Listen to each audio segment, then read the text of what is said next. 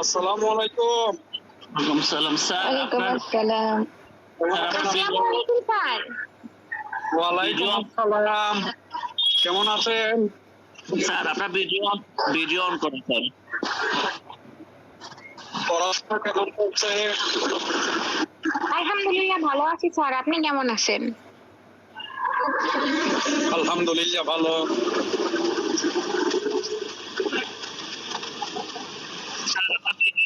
Sir video kindly of করবেন। তো পড়াশোনা কেমন চলে সবার? আজকে নতুন ক্লাস করছেন যে, এরকম কেউ আছেন?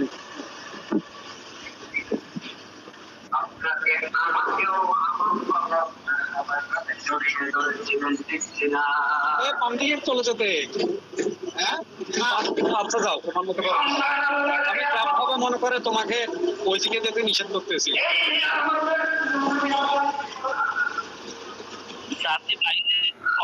আমার কথা কি শোনা যাচ্ছে? জি স্যার শোনা যাচ্ছে, আপনার স্ক্রিনে ভিডিও দেখা যাচ্ছে স্যার। একটু গাড়ির আওয়াজ হবে ভাইয়া, গাড়িতে তো যা হোক সমস্যা নেই। এই যে আজকে আমরা কত নাম্বার সেকশন পড়বো বলছিলাম?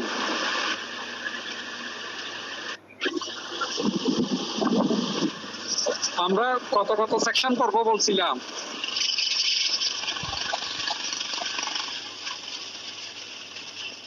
আসসালামু আলাইকুম স্যার।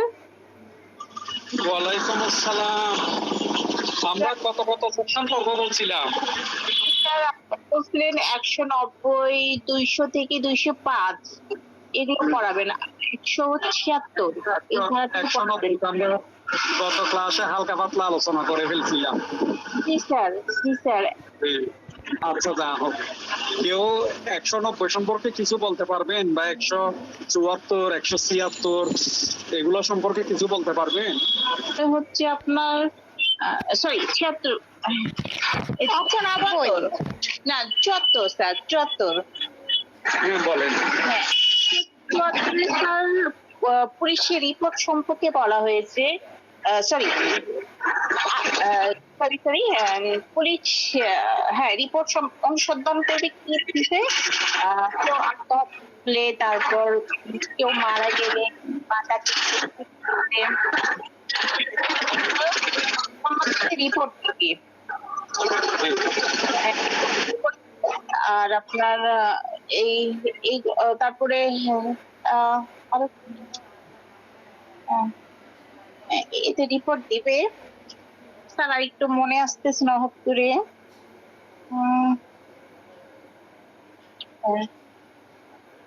আর এটা হলো ম্যাজিস্ট্রেট এই রিপোর্ট গুলো মানে দেবে।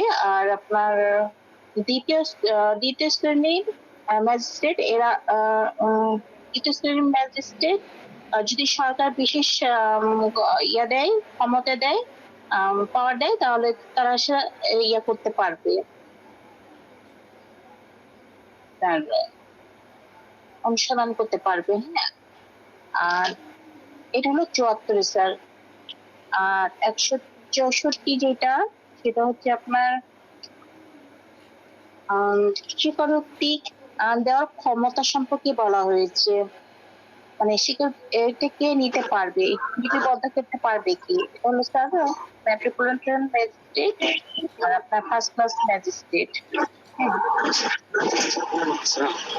আর 73 স্যার ওইটা হচ্ছে আপনার পুলিশ ডায়েরি। হ্যাঁ পুলিশের ডায়েরি। হ্যাঁ সরি পুলিশ ডায়েরি। 172 হচ্ছে আপনার পুলিশ, না স্যার 172 এর police diary sir. Police diary হ্যাঁ 172 এর পুলিশ ডায়েরি, 173 হচ্ছে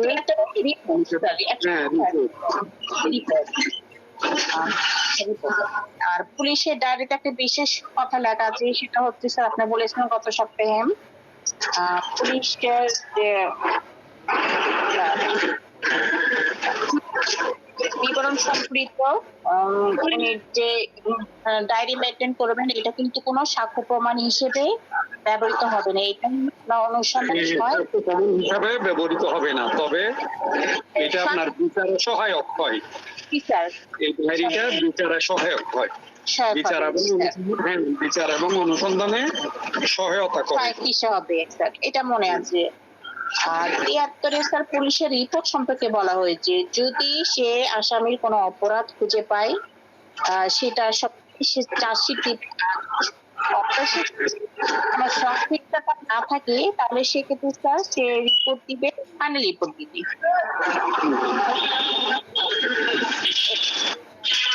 আর ১৭৪টা স্যার ওই যে ময়না তদন্তের কি সুরতাল রিপোর্ট, মানে লাশ টাকা ফেরা কি অবস্থায় স্থান পরিদর্শন করবে। আর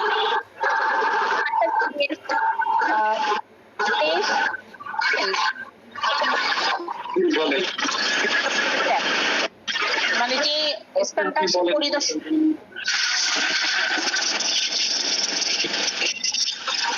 স্যার এইটুকু। আরো আছে, আমি আমি মানে এটা আপনি যতটুকু বলতে অতটুকু বললে হবে।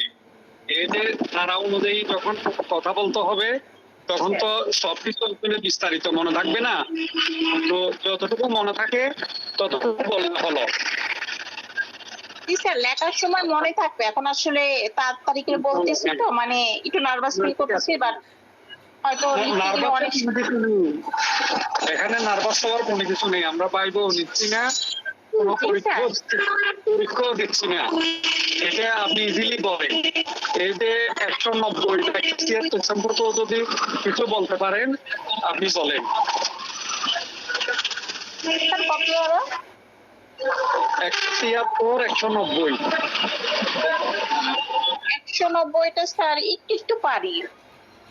১৯০ পারি বলতে আপনার ওই যে ১৯০টা পড়তে গেলে ২০০ ধারা পড়তে হবে। আপনি গত ইয়েতে যে অভিযোগের ভিত্তিতে যখন কোন ম্যাজিস্ট্রেটের কাছে কোন অভিযোগ দেয়,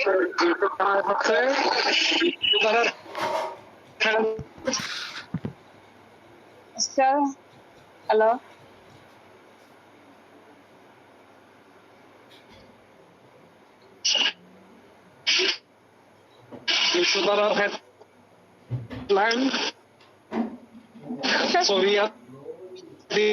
হ্যাঁ, ফরিয়াদি যদি নিজে অভিযোগ করে সেক্ষেত্রে ম্যাজিস্ট্রেট যে লিপিবদ্ধ করবে জবানবন্দি হিসাবে দেন এবং ওনার যে জবানবন্দি হিসাবে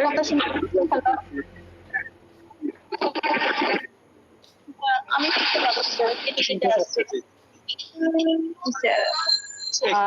নেটে ডিস্টার্ব করবে। ওই আপনারা আপনি তো মোটামুটি বলছেন, অন্য কেউ পারবেন টুকিটাকি বলতে?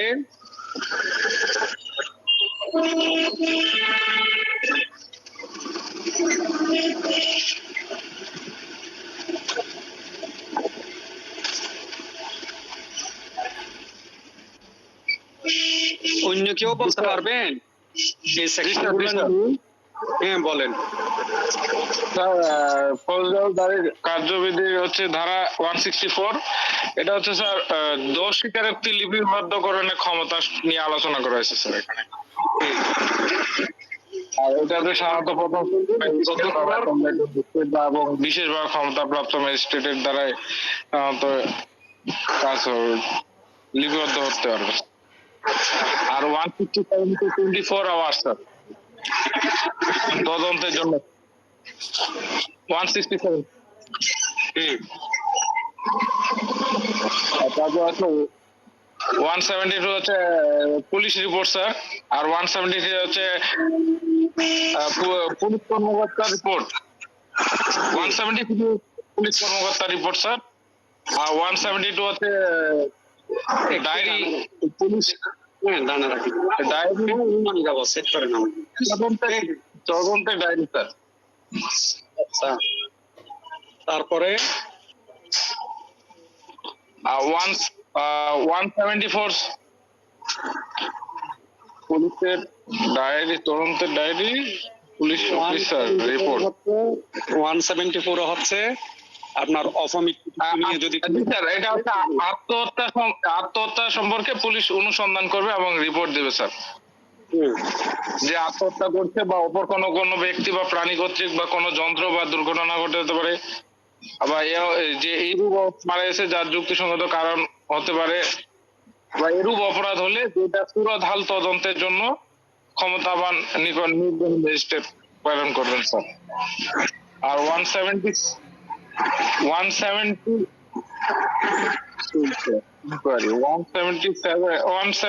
স্যার, এটা ম্যাজিস্ট্রেট দ্বারা মৃত্যু কারণ অনুসন্ধান করবে, ইনকোয়ারি বাই ম্যাজিস্ট্রেট।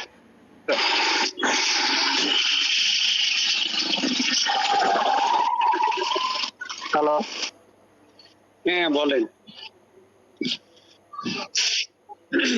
স্যার এইটুকু ইম্পর্টেন্ট স্যার। আর 90 ধারাটা সম্পর্কে একটু 90 ধারার সম্পর্কে একটু আজকে একটু শুনতে হবে স্যার আপনার কাছে। সমস্যা নেই, 90 ধারা সম্পর্কে বলবো। জি স্যার, 90 ধারা সম্পর্কে আসলে শুনতে হবে স্যার, মাথায় আসে না এটা। স্যার আমার একটা প্রশ্ন আছে স্যার, 176 ধারাটা কি ছিল স্যার? এটা আমার জানা নাই স্যার। 176 ধারাটা গত সপ্তাহে বলছেন পড়াবেন।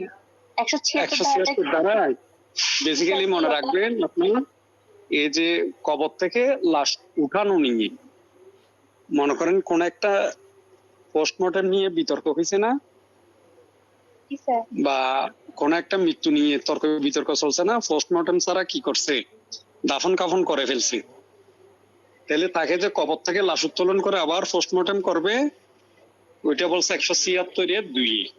সেই কারণে 176টা গুরুত্বপূর্ণ। আসসালামু আলাইকুম আলী ভাই, একটু দেরি হইব, ডাক্তার আছে কি তো মেমোরে লই।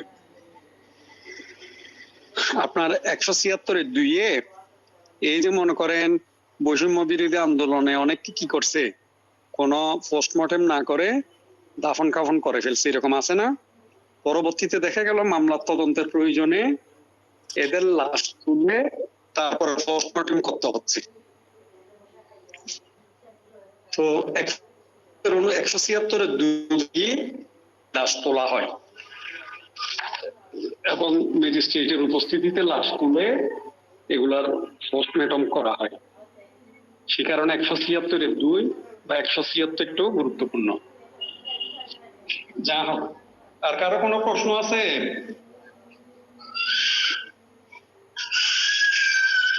আজকে একেবারে 190 সম্পর্কে একটু জানতে হবে।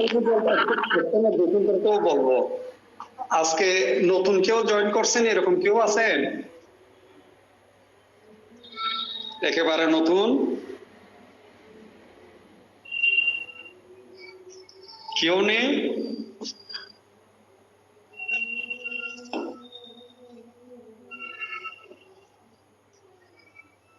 সুমি আপা কোন কলেজে?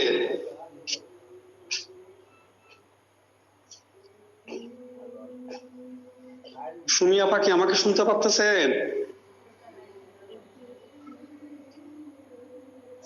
আসসালামু আলাইকুম স্যার। ওয়ালাইকুম আসসালাম। জি স্যার, আমি পিরিজপুর ল কলেজ। জি পিরিজপুর ল কলেজে।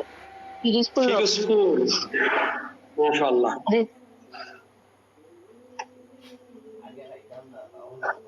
পিরোজপুরে ল কলেজ আছে আপনাদের থেকে? জালকাঠি কাছে নাকি বরিশাল কাছে?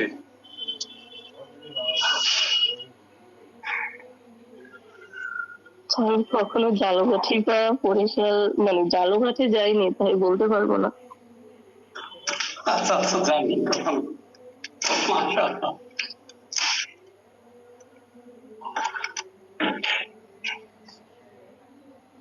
তো একেবারে নতুন নাকি আপনি, নাকি আগেও ক্লাস করছেন? আগেও ক্লাস করছি, কিন্তু মানে আমি অফিসে থেকে জয়েন করতাম, তো তাই রিপ্লাই দিতে পারিনি কখনো। এত রাতে জব করেন কোথায়? ক্লিনিক জাতীয় কিছুতে?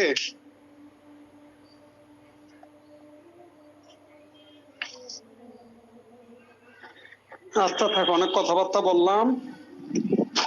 এরপর হচ্ছে, তো পড়াশোনা কিছু করা হয় আপনার? স্যার ওই মানে পড়াশোনাটা একটু এলোমেলো হয়ে যাচ্ছে, সময় পাচ্ছি না, তারপর চেষ্টা করতেছি। আচ্ছা ঠিক আছে, আল্লাহ ভরসা। দেখি বলেন তো 154 ধারায় কি আছে? স্যার ক্লাসটা করা হয়নি আর আমার পড়া হয়নি, তবে ক্লাস সামনে চেষ্টা করবো। ওই সবার উদ্দেশ্যে বলা, আপনাদেরকে আমি একটা জিনিস বলি। আপনারা যারা এখানে গ্রুপে আছেন, এই যে আইনের ক্ষেত্রে আমাদের খেয়াল রাখতে হবে কি আমরা একজন আরেকজনকে একটু হেল্প করবো। এখানে আসলে অনেকেই আছে যে যারা রেগুলার পড়াশোনা করতে পারে না, যারা ক্লাস করতে পারে না, কেউ জব করে, কেউ বেবি আছে, কেউ আবার ব্যস্ত থাকে, অসুস্থতার কারণেও কি হতে পারে আমাদের একটা দুইটা ক্লাস মিস যেতে পারে।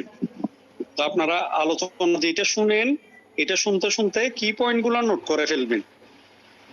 এরপরে কি পয়েন্ট গুলো নোট করার পরে যে জিনিসটা আপনি নোট করছেন সেটা বই থেকে একটু মিলাই নিবেন এবং নিজেরাও পড়বেন। যতটুকু নোট করছেন একটু গ্রুপে দিয়ে দিন। যে গ্রুপ থেকে আপনারা লিঙ্ক পাচ্ছেন, ওই গ্রুপে যদি আপনাদের হ্যান্ড নোটটা যতটুকু লিখছেন এটা যদি শেয়ার করেন, তাইলে যারা মনে করেন ক্লাস ভালো মতো করতে পারতেছে না, বা অনেকে শুনতে পারে নাই, অনেকে নেটওয়ার্কের কারণে শুনতে পারে নাই, তাদের একটু সুবিধা হয় এবং সবাই আপনারা আগায় গেলেন। এটা পরবর্তীতে যে কি উপকার আসবে, যখন আপনি ওই পরিস্থিতিতে আপনি পরে যাবেন তখন বুঝবেন। যারা নোট করে নোট শেয়ার করবেন, তারা যখন ওই ধরনের পরিস্থিতিতে কখনো মুখোমুখি হবেন যে আপনি অসুস্থ হয়ে গেছেন, দুইটা ক্লাস মিস চলে গেছে, বা আপনার যে কোনো পারিবারিক অকেশনও থাকতে পারে যে কারণে আপনি অ্যাটেন্ড করতে পারছেন না, তাহলে সেটাও আপনাদের কাজে আসবে। আচ্ছা ঠিক আছে, আমরা সবাই এবার মোটামুটি কিছু কিছু পড়াশোনা শুনি। সালমা আপা কোন কলেজের? আপনি মনে হয় একবার বলছিলেন, ভাইয়াকে ভুলে গেছি। জি, আসসালামু আলাইকুম স্যার। ওয়ালাইকুম আসসালাম। আমি হচ্ছে নরসিংদী ল। ও আচ্ছা আচ্ছা, বলছিলেন আমি নরসিংদী ল কলেজের। ঠিক আছে, আল্লাহ বর্ষা আমরা পড়াশোনায় আসি। তাহলে আমাদের পড়তে হবে কোনটা বলছিলেন? 190টা আর একটু বলতে হবে।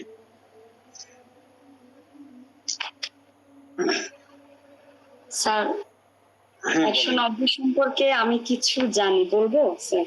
বলেন, অবশ্যই বলেন। আমি তো চাই আপনারা বলেন, আমি শুনি। স্যার 190টা হচ্ছে আমলযোগ্য অপরাধ, যেটা হচ্ছে আমলি ম্যাজিস্ট্রেট এটা অপরাধটা সরাসরি আমলে নেয় যেটা। আচ্ছা।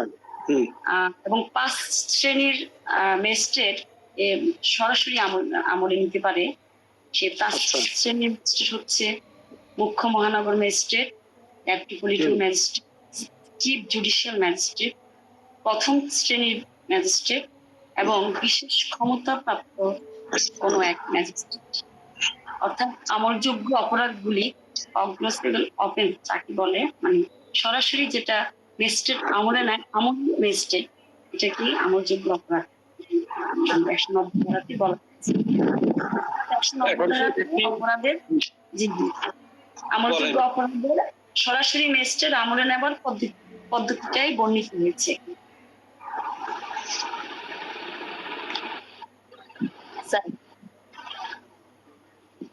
আসলে আপনি কি শুনতে পাচ্ছেন? 190তে সরাসরি আমলে নেন। জি, এবং আমল ম্যাজিস্ট্রেট, তাই যে ম্যাজিস্ট্রেটের কাছে যে আপনি যাবেন, জি সেটা আমলযোগ্য অপরাধ হোক, আমলযোগ্য অপরাধ হোক, জি জি ম্যাজিস্ট্রেটের কাছে যে আপনি যাবেন সেটা হচ্ছে 200 ধারা। ঠিক আছে, 200 ধারা শেষ হওয়ার পরে তারপর আস্তে আস্তে আপনার 190 ধারার কাজ করবেন। বা আপনার 200 ধারাতে তো সব ফরিয়াদিকে পরীক্ষা করে ম্যাজিস্ট্রেট।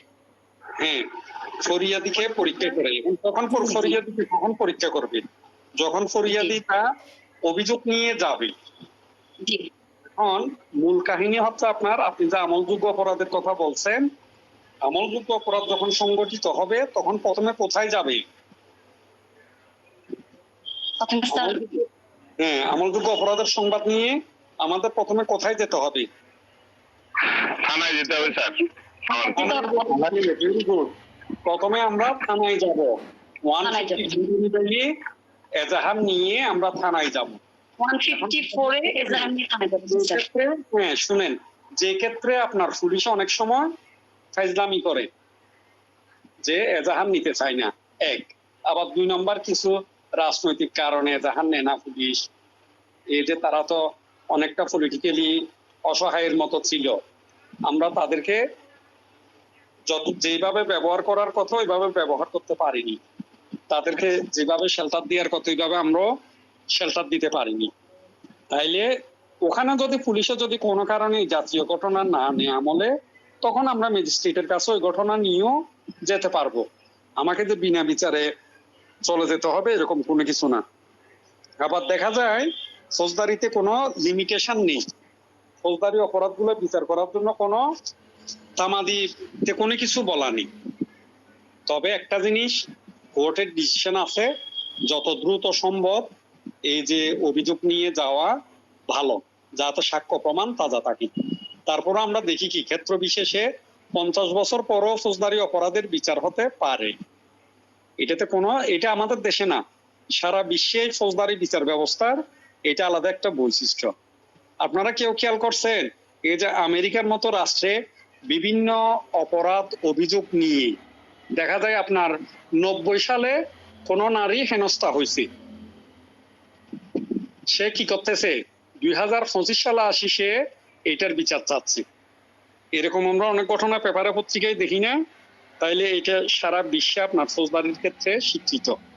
তো এরপরে আপনি যখন এবার 154 ধারায় পুলিশ কাজ করবে না, তখন আপনি ম্যাজিস্ট্রেটের কাছে যাবেন 200 ধারা। এরপরে ম্যাজিস্ট্রেট যদি অপরাধটা আমলে নেই, ম্যাজিস্ট্রেট যদি অপরাধ আমলে নিতেও পারেন উনি, আবার সেটা সমন দিতে পারে, এরপরে উনি চাইলে গ্রেপ্তারি পরোয়ানা দিতে পারেন। এরপরে বলতেছে আপনার সমন, গ্রেপ্তারি পরোয়ানা এগুলো না দিয়ে উনি আরেকটু অনুসন্ধান বা তদন্ত করার জন্য বলতে পারে। এরপরে যদি তদন্ত কার্যক্রম শেষে এই অভিযোগের কোনো সত্যতা পাওয়া না যায়, তাইলে উনি নালিশ খারিজ করে দিবেন, পরোয়ানা ইস্যু করতে পারবেন বা প্রসেস ইস্যু করতে পারবেন। মনে রাখবেন, একে ফৌজদারিতে সমন বা গ্রেপ্তারি পরোয়ানাকে একসাথে বলা হয় প্রসেস ইস্যু। ওইটাকে কি বলে? প্রসেস ইস্যু বা একটা প্রসেস পদ্ধতি, ওইটা দিয়ে মিন করে। তাইলে 190টা হচ্ছে কি? এখন আপনারা বলতে পারেন স্যার তাইলে 190টা কি? 190 হচ্ছে অপরাধ আমলে নেওয়া। 190 কি? অপরাধ আমলে নেওয়া। Cognizance of offence by magistrate. কে নিবে সেটা? ম্যাজিস্ট্রেটে নিবে। এখানে স্পেশালি বলে দিছি এটা কে নিবে? ম্যাজিস্ট্রেটে নিবে। কিভাবে নিবে? অতঃপর উল্লেখিত ব্যতিক্রম ব্যতীত। অতঃপর উল্লেখিত ব্যতিক্রম বলতে এরপরে কিছু কিছু ব্যতিক্রমী ক্ষেত্রের কথা বলা আছে। 196তে 198তে কোন কোন অপরাধ আমলে নিতে পারে না, এই ধরনের কিছু ব্যতিক্রম দিছে, বা ম্যাজিস্ট্রেটে নিতে পারে না, গভর্নমেন্টের অনুমতি লাগে, ইত্যাদি ইত্যাদি। এইগুলো ছাড়া বলতেছে chief metropolitan magistrate, metropolitan magistrate, chief judicial magistrate, প্রথম শ্রেণীর ম্যাজিস্ট্রেট এবং উপধারা 1 ও 2 অনুসারে এই বিষয়ে বিশেষভাবে ক্ষমতাপ্রাপ্ত অন্য কোনো ম্যাজিস্ট্রেট যে কোনো অপরাধ আমলে আনতে পারবে। কিভাবে পারে? উনি যে কোনো অপরাধ যে আমলে নিবেন, ওনারা 5 জন কিভাবে পারে? তাইলে দেখলাম কি আমরা মোটামুটি বেসিক্যালি প্রথম শ্রেণীর ম্যাজিস্ট্রেট যারা আছেন ওনারা এটা পারেন। এরপরে বলতেছে সরকার যদি কাউকে ক্ষমতা দেয়, কোনো ম্যাজিস্ট্রেটকে যদি ক্ষমতা দেয়, তাহলে প্রথম শ্রেণীর লাগবে না, সরকার ক্ষমতা দিলে সে পারবে। বিশেষভাবে যদি ক্ষমতা দেয় তাইলে পারবে যে কোনো ম্যাজিস্ট্রেটকে। এরপরে বলতেছে সে কি সম্পর্কে নিবে? এমন বিষয়বলী সম্পর্কে নালিশ পেয়ে যার মাধ্যমে উক্ত অপরাধ সংগঠিত হয়। ওই নালিশের মাধ্যমে, যে 200 ধারায় যে নালিশটা দিছিল সেই নালিশের মাধ্যমে যদি আসে, ওই নালিশটা পেয়ে। এরপরে বলতেছে কোন পুলিশ অফিসারের নিকট থেকে এরূপ বিষয়বলী সম্পর্কে লিখিত রিপোর্ট পেয়ে 154 ধারায় যখন আপনি এজাহার দিবেন, এফআইআর হবে, পুলিশে তদন্ত করবে, পুলিশ তদন্ত করে যখন সবকিছু ঘটনার সত্যতা পাবে, তাহলে এরপরে বিচার করার জন্য কার কাছে পাঠাই দিবে? এই সবকিছু আমলে নেওয়ার জন্য কার কাছে পাঠাবে? পুলিশে বিচার করতে পারবে? না, ম্যাজিস্ট্রেটের কাছে স্যার। ম্যাজিস্ট্রেটের কাছে পাঠাবে 190 নম্বর সেকশন অনুযায়ী। 190 নম্বর সেকশন অনুযায়ী কার কাছে পাঠাবে? ম্যাজিস্ট্রেটের কাছে পাঠাবে পুলিশও। এরপরে বলতেছে দেখিয়া শুনিয়া। এরপরে কি বলতেছে? দেখিয়া শুনিয়া। এটা আবার কি ভাইয়া? দেখিয়া শুনিয়া বলি শুধু মনে রাখার জন্য। অনেক অকারণ সংগঠিত হয় যেটার জন্য আপনার কি যাচ্ছে না, কোনো ফরিয়াদি যাচ্ছে না, কোনো পুলিশের কাছেও যায়নি, কিন্তু এটা ম্যাজিস্ট্রেটে কি করছে? জানছে। কিভাবে জানে? উনি সোশ্যাল মিডিয়া থেকে জানছে, উনি টিভি থেকে জানছে, উনি সংবাদপত্রের মাধ্যমে জানছে, বা উনি আন্দাজ করছেন, উনি সন্দেহ করছেন, এরকম অনেক কিছু হতে পারে না? জি স্যার। এরপরে আবার অন্য কোনো ব্যক্তির থেকেও খবরটা পেতে পারে। তাইলে এটা হচ্ছে একটা ব্যাপার। সে কি করবে? তাইলে এটা এইভাবে পাওয়ার পরও সে আমলে নিতে পারবে। তবে কথা হচ্ছে, যদি দ্বিতীয় শ্রেণীর ম্যাজিস্ট্রেটকে এই 190 সেকশনের ক্ষমতা প্রদান করা হয়, উনি পারবেন না। দেখে শুনে আপনার অপরাধের আমলে নেওয়া সে কে পারবে? ফার্স্ট ক্লাস যারা, তারা পারবে। চিফ জুডিশিয়াল, চিফ মেট্রোপলিটন, প্রথম শ্রেণীর ম্যাজিস্ট্রেট, মেট্রোপলিটন ম্যাজিস্ট্রেট, ওনারা পারবে। কিন্তু সেকেন্ড ক্লাসকে ক্ষমতা দিলেও ওই সেকেন্ড ক্লাস 1 নাম্বার আর 2 নাম্বার পারবে। 3 নাম্বার যেটা আছে 3 নাম্বার পারবে না। কয় নাম্বারটা পারবে না? 3 নাম্বারটা পারবে। এরপরে 2 উপবিধিতে বলতেছে সরকার এবং এতদ বিষয়ে বিভাগের জারিকৃত সাধারণ বা বিশেষ আদেশ সাপেক্ষে চিফ জুডিশিয়াল ম্যাজিস্ট্রেট দ্বিতীয় বা তৃতীয় শ্রেণীর যে কোনো ম্যাজিস্ট্রেটকে এক উপধারা যে সকল অপরাধ আমলে নিয়ে ক্ষমতা দিতে পারেন, সেগুলোর তিনি কত সক্ষম বা বিচারের জন্য প্রেরণ করতে পারেন। এগুলো হয় উনি বিচার করতে সক্ষম হবেন, না হয় যিনি সক্ষম ওনার কাছে প্রেরণ করবে। এরপরে সবার শেষে 4 উপবিধিতে বলতেছে এই ধারা বা কার্যবিধির অন্য কোথাও ভিন্নরূপ বিধান থাকা সত্ত্বেও সুনির্দিষ্ট কারণ উল্লেখপূর্বক সরকার যে কোনো নির্বাহী ম্যাজিস্ট্রেটকে উপধারা 1 দফা ক, খ ও গ এর অধীন অপরাধ আমলে নেওয়ার ক্ষমতা অর্পণ করতে পারে এবং সংশ্লিষ্ট নির্বাহী ম্যাজিস্ট্রেট অপরাধটি বিচারের জন্য উপযুক্ত আদালতে প্রেরণ করবে। এখন দেখেন, আপনারা যখন 190 পড়বেন, এরপরে 4 উপবিধি পড়বেন, তাহলে আমাদের আলাদাভাবে মনে হতে পারে কি, মনে হয় কোনো নির্বাহী ম্যাজিস্ট্রেটকে সরকার চাইলে এই ক্ষমতা দিতে পারে। এটা মনে হয় না?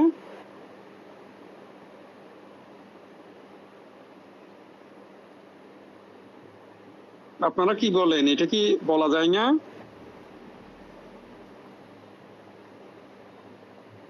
আমার কথা কি শোনা যায়? স্যার, শুনতেছি স্যার। করতে হবে।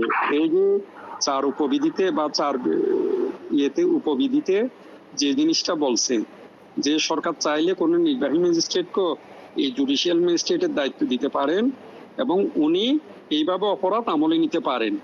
অপরাধ আমলে নিয়ে যে জুডিশিয়াল ম্যাজিস্ট্রেটে এটা বিচার করার ক্ষমতা আছে, ওনার কাছে পাঠিয়ে দিতে পারেন না।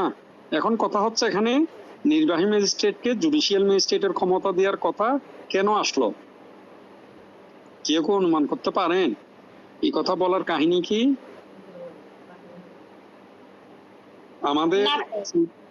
আমাদের ফৌজদারি বিচার ব্যবস্থা এক সময় কি ছিল? আপনার জুডিশিয়াল ম্যাজিস্ট্রেট ছিল না, স্বাধীন ছিল না আমাদের বিচার ব্যবস্থা। যখন আপনার বিচার ব্যবস্থা স্বাধীন হয়, আপনার 2007 সালে এসে যখন প্রশাসন বিভাগ থেকে বিচার বিভাগকে আলাদা করে স্বাধীনতা দেয়, তখন তো যেদিন এই স্বাধীনতা প্রাপ্ত হয়েছে সেদিন তো আর সাথে সাথে জুডিশিয়াল ম্যাজিস্ট্রেটদের থেকে ম্যাজিস্ট্রেট নিয়োগ করা সম্ভব হয়নি, বা জুডিশিয়ারি পরীক্ষা দিয়ে এখন যেভাবে আপনার ম্যাজিস্ট্রেটদেরকে নিয়োগ দেওয়া হচ্ছে ওই রকম তো সাথে সাথে নিয়োগ দেওয়া সম্ভব হয়নি। আইন হয়ে গেছে, স্বাধীন করে ফেলছে, কিন্তু কি নেই বিচার করার মতো, অপরাধ আমলে নেওয়ার মতো, এগুলো দেখাশোনা করার মতো কোনো ম্যাজিস্ট্রেট নেই। এটি খেয়াল করছেন? এরকম একটা কিছুদিন এই অবস্থা চলছিল না, যতক্ষণ আপনার জুডিশিয়াল ম্যাজিস্ট্রেট বিজিএস এর মাধ্যমে নিয়োগ হয়নি। এরপরে তারা প্রমোশন পেয়ে কি জানি বলে যে আপনার chief judicial magistrate, chief metropolitan magistrate, দায়রা এগুলোতে যায়নি। তাহলে ততক্ষণ পর্যন্ত এই বিচার কার্যক্রম কি চলমান ছিল নাকি শূন্য ছিল বা বন্ধ ছিল? এটা ছিল একটা কন্টিনিউয়াস প্রসেস, তখন বন্ধ ছিল না। তাহলে তখন কাজ চালাই যাওয়ার জন্য এই যে শেষে 4 উপবিধি, সেই 4 উপবিধি অনুযায়ী তখন নির্বাহী ম্যাজিস্ট্রেটরা জুডিশিয়াল ম্যাজিস্ট্রেটদের দায়িত্ব পালন করে গেছে। কথা বুঝে পাইছেন? জি স্যার। সে কারণে স্যার উপবিধিটা এখানে ইমপ্লিমেন্ট করে রেখে দিছে, যাতে কখনো শূন্যতার সৃষ্টি না হয়, ওই ধরনের পরিস্থিতিতে কখনো শূন্যতার সৃষ্টি না হয়। এখন তো আপনার জুডিশিয়াল ম্যাজিস্ট্রেট অ্যাভেলেবেল। এখন সাধারণত কোন নির্বাহী ম্যাজিস্ট্রেটকে জুডিশিয়াল ম্যাজিস্ট্রেটের দায়িত্ব সাধারণত দেওয়া হয় না। তাহলে 190 নাম্বার বুঝলেন? জি স্যার।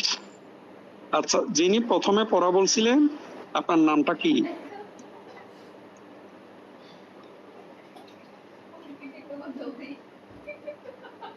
উনি কি নেই নাকি আছেন? স্যার কোন পাড়া স্যার? এই তো প্রথমে আপনি পড়া বললেন জি। স্যার নাহিদ আপু পড়া বলছিল। বলছিলাম। আচ্ছা, আপনি বললে দেখি একটু ওই এটা সবার উদ্দেশ্যে আপনি ফৌজদারি আদালতের শ্রেণী বিভাগ গুলো একটু বলেন তো দেখি, মনে আছে কিনা দেখি। এটা কিন্তু গুরুত্বপূর্ণ একটা ইস্যু। এই ইস্যু যদি আপনারা ফুলফিল করতে না পারেন, 190 দ্বারাও বুঝবেন না, 164 দ্বারাও দীর্ঘদিন মনে রাখতে পারবেন না, 200 দ্বারাও দীর্ঘদিন মনে রাখতে পারবেন না। এটা এমন একটা ইস্যু, এটা আপনাদের নিজেদের বুঝতে হবে, রিয়েলাইজ করতে হবে। হ্যাঁ, তবে 1 বার 2 বার 3 বার শুনে এই জটিল জিনিস মনে রাখা কঠিন, কিন্তু তারপরেও আমাদের চেষ্টা করতে হবে এবং বারবার পড়তে হবে। এই পড়া যদি আদালতের শ্রেণী বিভাগ যদি আপনি 5-6 দিন 7 দিন 10 দিন চর্চা করেন তাহলে মোটামুটি চলে আসবে। দেখি আপনি বলেন তো দেখি কতটুকু মনে আছে দেখি। জি স্যার, এই ফৌজদারি আদালত যে 2টা পার্ট, দায়রা আদালত আর ম্যাজিস্ট্রেট আদালত, হ্যাঁ, তার মধ্যে 14 জন বিচারক আছেন। বিচারকের কথা বলছেন স্যার। আর জেলা বিভাগে জেলা পর্যায়ে থাকে স্যার 4 জন chief judicial, first class magistrate, second class magistrate, third class magistrate. আর শহরে যেটা মানে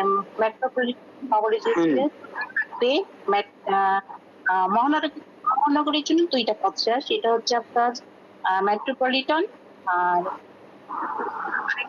চিফ মেট্রোপলিটন, একটা হচ্ছে চিফ মেট্রোপলিটন আর এগুলো মেট্রোপলিটন, সরি আর একটা মেট্রোপলিটন। হ্যাঁ, একটা হচ্ছে চিফ মেট্রোপলিটন, একটা হলো মেট্রোপলিটন। সবাই একটু ভালো মতো তৈরি করেন। তাইলে জেলায় হচ্ছে ম্যাজিস্ট্রেট আদালত, তার শ্রেণী, chief judicial, first class, second class, third class. এরপরে মহানগর এলাকায় বা মেট্রোপলিটন এলাকায় 2 শ্রেণী। হ্যাঁ বলেন। মহানগর এলাকা আবার 2 শ্রেণী। এখানে আবার অতিরিক্ত স্যার দেখায় বলেছে 2 জন থাকবে, ওই যে চিফ মেট্রোপলিটন, ওইখান থেকে অতিরিক্ত চিফ মেট্রোপলিটন, অতিরিক্ত চিফ জুডিশিয়াল, তাহলে হলো স্যার 8 জন।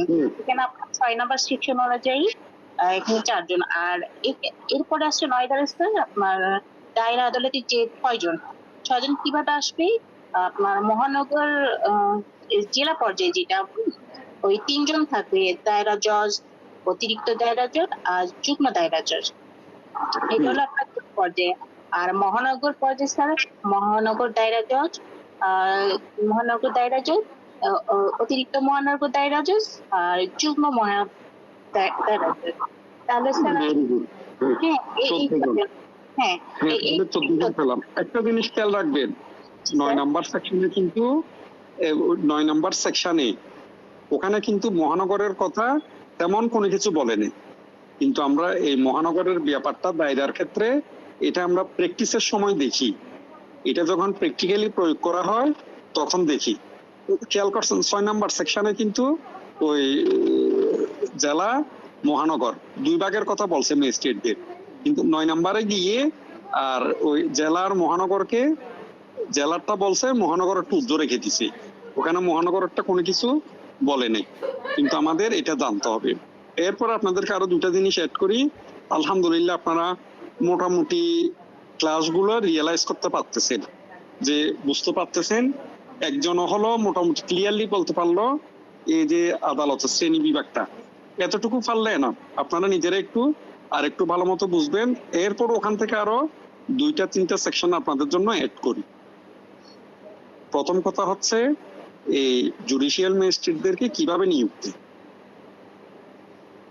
জুডিশিয়াল ম্যাজিস্ট্রেটদেরকে কিভাবে নিয়োগ দেয়। আমরা তো অল্প স্বল্প হয় এই সম্পর্কে কিছু না কিছু জানি। জুডিশিয়াল ম্যাজিস্ট্রেটদেরকে কিভাবে নিয়োগটা কিভাবে দেয়,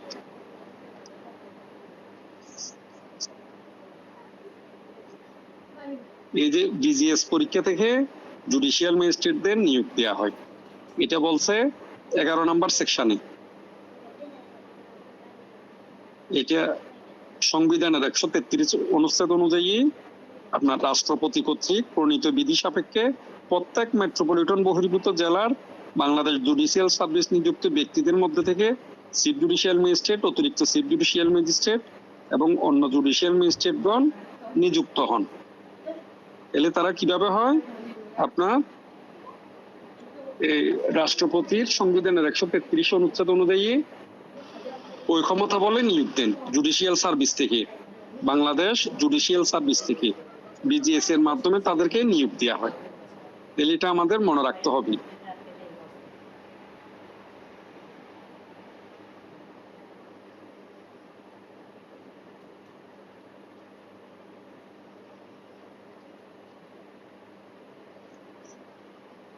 এরপর হচ্ছে আমাদের, তাইলে আমরা বুঝতে পারতেছি কি জুডিশিয়াল ম্যাজিস্ট্রেট কোথায় থেকে নিয়োগ দেয়।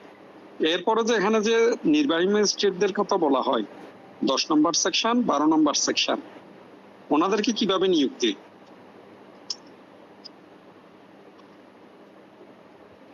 এই জুডিশিয়াল ম্যাজিস্ট্রেট ছাড়া আপনার 10 নম্বর 12 নম্বরে যে নির্বাহী ম্যাজিস্ট্রেটদের কথা বলা থাকে তাদেরকে কিভাবে নিয়োগ দেয়, তাদেরকে আপনার পাবলিক সার্ভিস কমিশন বিসিএস, এই যে বিসিএস ক্যাডার থেকে তাদেরকে, বিসিএস এডমিন ক্যাডার থেকে তাদেরকে নিয়োগ দেওয়া হয়।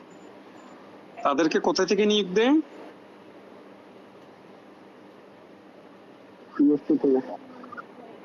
প্রশাসন ক্যাডার স্যার। প্রশাসন ক্যাডার থেকে তাদেরকে নিয়োগ দেওয়া হয়।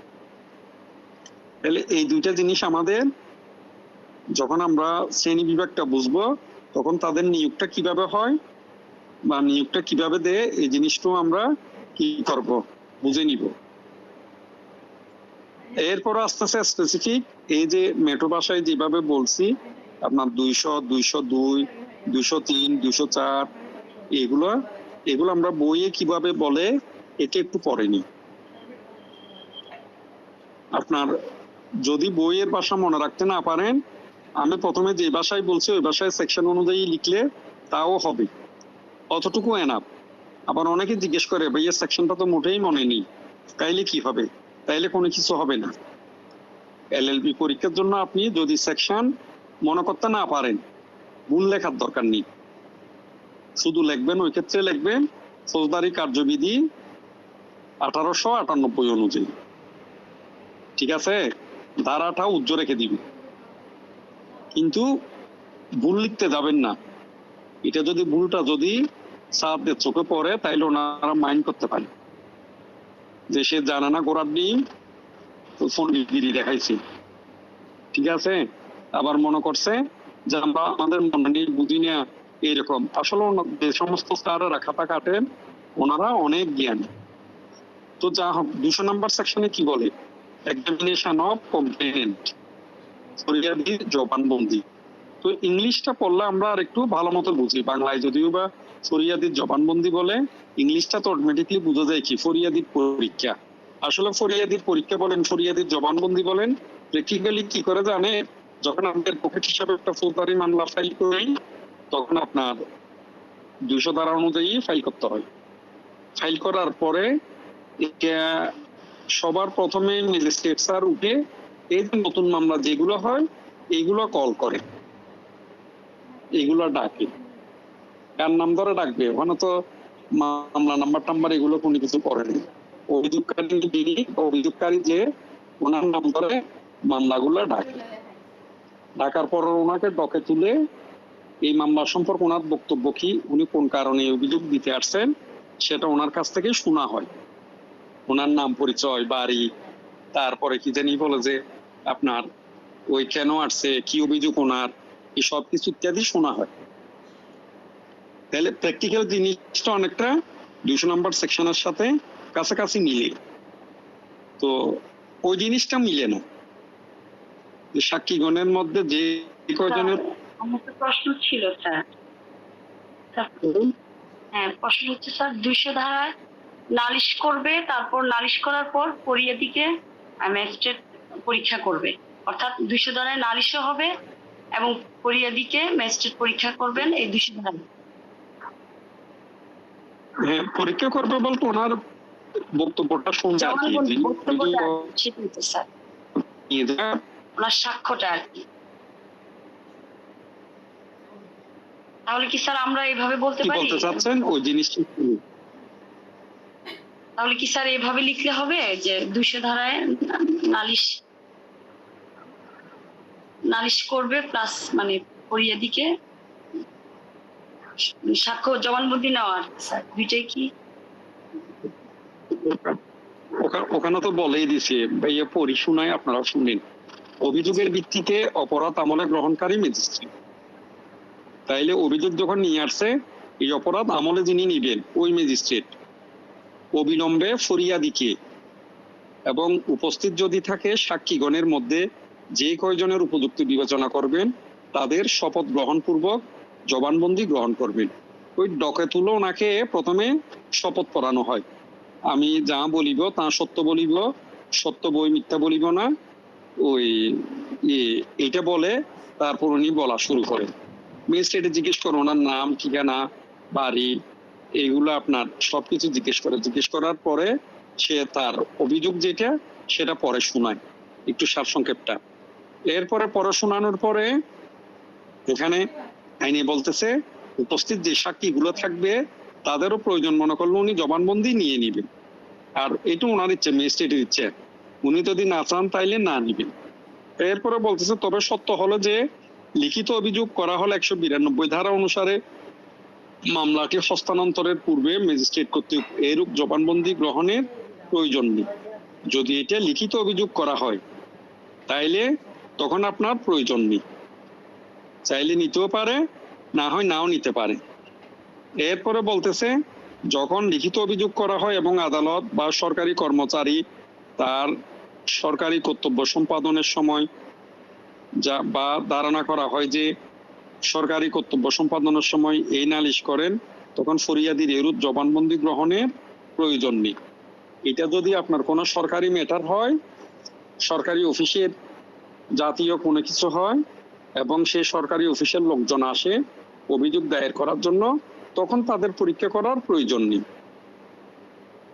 তাইলে প্রথমে আমজনতা হলে তাদের পরীক্ষা করবে। আর এটা যদি কোনো সরকারি ম্যাটার হয় এবং ওই ব্যাপারে সরকারি কোনো অফিসার, কর্মকর্তা, কর্মচারী আদালতে গিয়ে অভিযোগ নিয়ে যায়, তাইলে ওনাকে আর পরীক্ষা করার দরকার নেই। এরপরে বলতেছে যখন 192 ধারা অনুসারে মামলা হস্তান্তর করা হয় এবং হস্তান্তরকারী ম্যাজিস্ট্রেট পূর্বেই ফরিয়াদির এবং সাক্ষীর জবানবন্দি গ্রহণ করেন, তখন যে ম্যাজিস্ট্রেটের নিকট মামলা হস্তান্তর করা হয় তিনি পুনরায় তাদের জবানবন্দি গ্রহণ করতে বাধ্য হবেন না। এখন এই 192 ধারায় কি বলা আছে? 192 ধারায় হচ্ছে আপনার মামলা হস্তান্তরের আবেদন। এই যে একজনের কাছে আপনি মামলাটা করছেন না, করার পরে দেখা গেল কি আপনার মনে হচ্ছে আপনি ওখানে নিয়ে বিচার পাবেন না, তাহলে আপনি 192 ধারা অনুযায়ী কি করতে পারবেন? এটা মামলাটা ট্রান্সফারের একটা আবেদন করতে পারবেন। এটা কি করা যায়? মামলাটা ট্রান্সফারের একটা আবেদন করা যায়।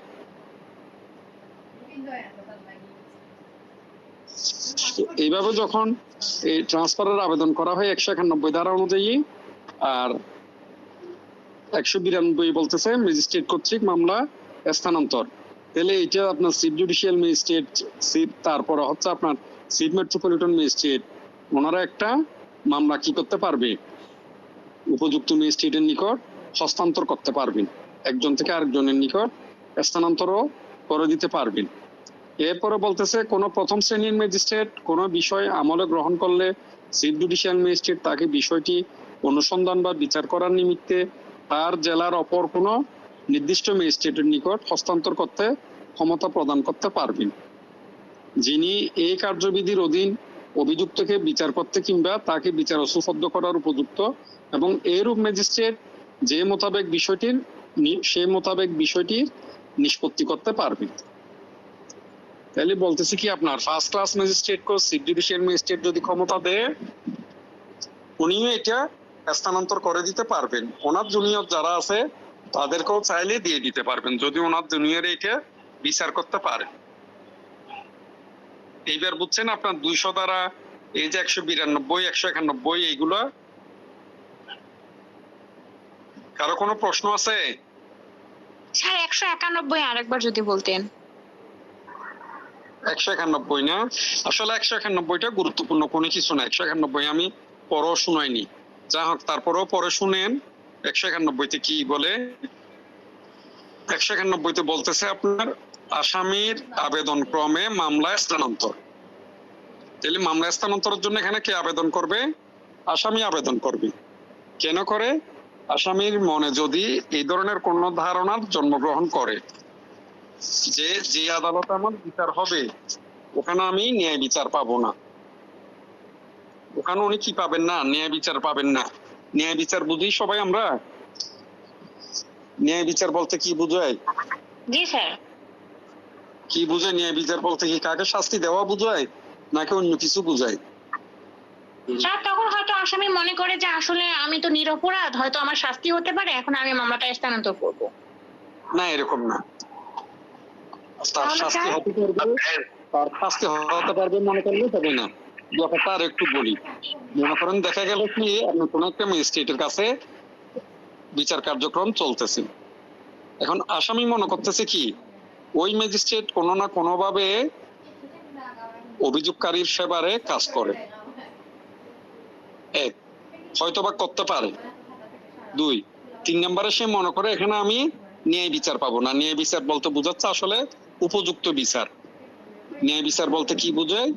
উপযুক্ত বিচার, যে অপরাধের জন্য যে শাস্তি পাওয়ার কথা, তারপরে আপনার কি জানি বলে যে হয়তো দেখা গেল তার চাইতে বেশি শাস্তি দিয়ে দিতে পারে, সে মনে করতেছে এখানে ন্যায় বিচার পাবে না। আবার দেখা গেল কোনো না কোনো ক্রমে আপনার যে অ্যাডভোকেট মামলাটা পরিচালনা করতেছে তার বিপক্ষ দলের, সে হয়তো দেখা গেল এই জজের বন্ধুসুলভ আচরণ করতেছে। এরকম কিছু জিনিস আপনারা কোর্টে গেল পাবেন, দেখবেন, বুঝবেন। ইয়েতে তখন আসামি পক্ষ কি করবে বা তাদের অ্যাডভোকেটে কি করবে? তাদের অ্যাডভোকেটে বলবে যে না, এই কোর্টে আমরা মামলাটা পরিচালনা করব না, আমরা অন্য কোর্টে এই মামলা স্থানান্তরের জন্য আবেদন করে অন্য কোর্টে নিয়ে যাব। আপনার বেসিক্যালি হয় কি, এইটা ইদানিং বেশি বেড়ে গেছে। দেখা যায় আপনার যে সমস্ত জজরা নিয়োগ হয় তারা কোনো না কোনো ইউনিভার্সিটি থেকে আসে, তাদের ক্লাসমেট, বন্ধু বান্ধব সবাই কি জানি বলে যে ওই অঞ্চলের বেশিরভাগই আমাদের চিটং, ঢাকায় এটা বেশি হয়। তারা ওখানে প্র্যাকটিস করে, তো প্র্যাকটিস করলে তার কোর্টে একটু প্রিভিলেজ পাবে না। আমার ক্লাসমেট জজ, আমি অ্যাডভোকেট হিসাবে তার কাছে গেলাম, সে আমাকে তো একটু প্রিভিলেজ দিবে। সেক্ষেত্রে বিপক্ষ দল কি করবে? বিপক্ষ দল তার ওখানে এটা কন্টিনিউ না করে সে চাইলে মোকদ্দমাটা স্থানান্তর করে নিয়ে যেতে পারবে। ব্যাপারটা বুঝছেন? জি স্যার। আচ্ছা ঠিক আছে, এরপর আমরা 201 ধারা পড়ি। 201 ধারায় কি বলে আপনার, যদি এখতিয়ার না থাকে যে ম্যাজিস্ট্রেটের কাছে আমরা অভিযোগটা নিয়ে গেছে অভিযোগকারী, ওনার যদি ওইটা সম্পর্কে এখতিয়ার না থাকে, তাহলে উনি কি করবেন? এই অভিযোগ ফেরত দিবেন। কিসের জন্য? এখতিয়ার সম্পন্ন আদালতে এটা দায়ের করার জন্য। এটা কি করবে? ফেরত দিয়ে দিবে 201 ধারা অনুযায়ী। এটাও কিন্তু খুবই গুরুত্বপূর্ণ। 200 ধারা, 201 ধারা, এগুলো খুবই গুরুত্বপূর্ণ। এরপরে 202 ধারায় কি বলে? স্পেসিফিক আপনার বই অনুযায়ী বা গেজেট অনুযায়ী, আইন অনুযায়ী 201 ধারায় কি বলে, 202 ধারায় কি বলে? 202 ধারায় বলতেছে আপনার ওয়ারেন্ট প্রদান স্থগিত রাখা। ইংলিশে বলতেছে পোস্টপোনমেন্ট ফর ইস্যু অফ প্রসেস। এই যে আপনাদেরকে বলছিলাম প্রসেস ইস্যু করা, ইংলিশে সেই আপনার গ্রেপ্তারি পরোয়ানা ইস্যু করা স্থগিত রেখে দেয়। সে স্থগিত রেখে কি করবে?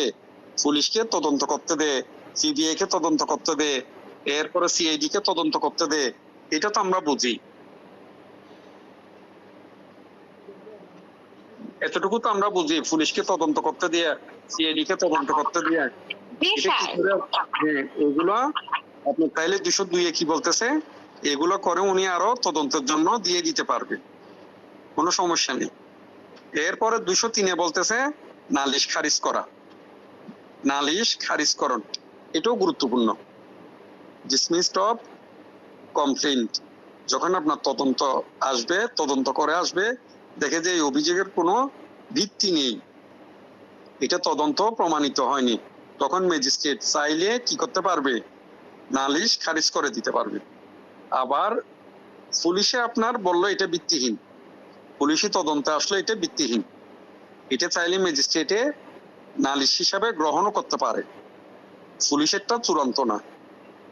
পুলিশেরটা কি না? চূড়ান্ত না। এরপর হচ্ছে ইস্যু অফ প্রসেস। যদি আপনার অভিযোগের সত্যতা পায়, অনুসন্ধান করে, তাহলে ম্যাজিস্ট্রেট কি করবে? প্রসেস ইস্যু করবে, সমন দিবে, গ্রেপ্তারি পরোয়ানা দিবে ইত্যাদি।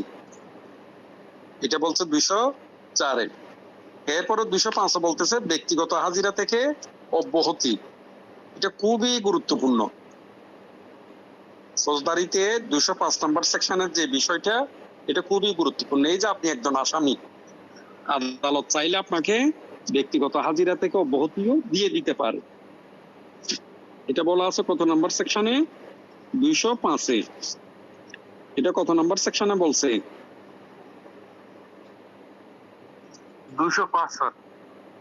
205 magistrate May dispense with personal attendance. Magistrate আসামির ব্যক্তিগত হাজিরা হতে হাজিরা মাফ করতে পারেন। যখন কোন ম্যাজিস্ট্রেট সমন জারি করেন, তখন যুক্তিসঙ্গত কারণ থাকলে তিনি আসামিকে ব্যক্তিগত হাজিরা হতে রেহাই দিয়ে তাকে উকিলের মারফত হাজির হওয়ার অনুমতি দিতে পারবেন। তাহলে সে কি করতে পারে? উকিলের মারফত। সেইটা কিন্তু উদাহরণ সহ বুঝায় বলতেন স্যার। আপনি কোনো অপরাধ করছেন, ঠিক আছে, ভাইয়া করছে কি আপনার বিরুদ্ধে দিছে মামলা টুকি, হতে পারে না? বিয়ে শাদী করছেন? জি স্যার, এখন ছেলে বাচ্চা আছে। মাশাআল্লাহ। ভাইয়া কি করেন? পুলিশে আছে। তো কোন ডিস্ট্রিক্ট আছেন উনি? কুড়িগ্রাম স্যার। কুড়িগ্রাম। তো আইন তো বেশি ওনার পড়া দরকার। আপনি টুপিটাকি পড়ান দণ্ডবিধি, কারণ ওনাদের তো নিয়োগ পরীক্ষা, প্রমোশন, এগুলোর জন্য এগুলো লাগে। নাকি উনি আগে পাশ করে বসে আছেন? উনি পাশ করেছে স্যার, বর্তমান সাব ইন্সপেক্টর। ও মাশাআল্লাহ। তো দণ্ডবিধি তো ওনারা অনেক কিছু জানেন, আবার প্র্যাকটিক্যালও অনেক কিছু জানেন। তো এরপরে 205টা হচ্ছে আপনার, উনি যখন মামলা করছেন, আপনি কি করছেন? কোর্টে লেফট রাইট করতেছেন না? এরপর আপনি কিছু কারণ দেখায় আদালত থেকে ব্যক্তিগত হাজিরা মাপ চেয়ে নিতে পারেন যে আপনাকে যাতে অব্যাহতি দেওয়া হোক। সেই ক্ষেত্রে যারা আপনার গভর্নমেন্ট জব করে, তারপরে যাদের কি জানি বলো যে কোর্টে হাজিরা দিতে গেলে তার জনসাধারণের কাজকর্মে হ্যাম্পার হবে, এই যে ডাক্তার টাইপের সরকারি ডাক্তার আপনার যদি কোর্টে হাজিরা দিতে না, বা আপনি নিজে সরকারি ডাক্তার, এখন পুলিশ ভাই আপনার বিরুদ্ধে মামলা করে দিচ্ছে যে কোনো কারণে, তো আপনি কি বলবেন? আমার তো প্রতিদিন ব্যক্তিগত হাজিরা দিতে গেলে আমার আর ডাক্তারগিরি করা চলবে না, মেডিকেলের রুগীরা মারা যাবে, সরকারি মেডিকেলের রুগীরা কিভাবে সাফার করবে? আমাকে ব্যক্তিগত হাজিরা থেকে অব্যাহতি দেওয়া হোক। সেই ক্ষেত্রে আদালতে বিবেচনা করে দেখবেন যে আপনার অপরাধের গুরুত্ব, আপনি কোনো পালাই যাবেন কিনা, ইত্যাদি ইত্যাদি বিবেচনা করে আপনাকে কি করবে, হয়তো ব্যক্তিগত হাজিরা থেকে অব্যাহতি দিতে পারবে।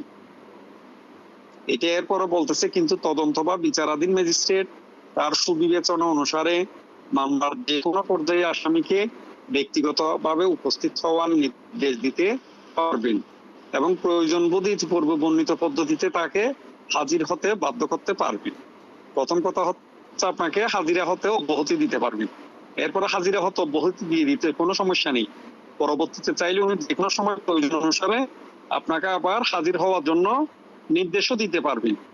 এবং আপনি যদি সেই নির্দেশ অনুযায়ী হাজির না হন, তাহলে আগে যেমন সমন দিছে, গ্রেপ্তারি পরোয়ানা দিছে, আবার এগুলো দিয়ে আপনাকে হাজির হতে বাধ্য করতে পারবেন। বুঝছেন কথা? প্রথমে অব্যাহতি দিচ্ছে, তারপর বলতেছে আবার কি প্রয়োজন মতো চাইলে উনি আপনাকে হাজির হতে বাধ্য করতে পারবেন। জি স্যার, বুঝতে পারছি। আর কারো কোনো প্রশ্ন আছে?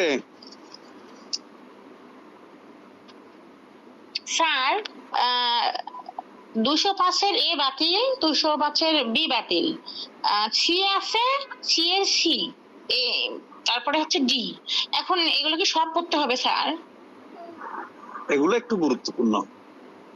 এই 200 থেকে যে সেকশন গুলো আছে এগুলো গুরুত্বপূর্ণ। এগুলো এমন গুরুত্বপূর্ণ, আমি আপনাদেরকে বলি, গতবার বলছিলাম যারা বার কাউন্সিল এক্সাম দিবে গত এক্সাম এপ্রিলে, তাদেরকে বলছিলাম আপনার এই কয়টা সেকশন পড়লে, বিশেষ করে 200, 201, 203, 205 এই 4টা সেকশন পড়লে তারা একটা প্রশ্ন পাবে বলছিলাম। এবং বলছি এর আশপাশে যে সেকশন গুলো আছে এগুলো একটু ধারণা নিয়ে দিলেন। মাশাআল্লাহ, দিতে 10 সালে দিতে ওখান থেকে 3টা প্রশ্নই দিছে এবং একটা দিছে যে একেবারে আনইম্পর্টেন্ট। একটা সেকশন দিতে চাইছে, এটার আনসার ছিল হয় 202 না হয় 204, আমার এই মুহূর্তে মনে পড়তেছে না। এগুলো একেবারে নোট দেন, আনইম্পর্টেন্ট, এগুলো ইম্পর্টেন্ট জিনিস না।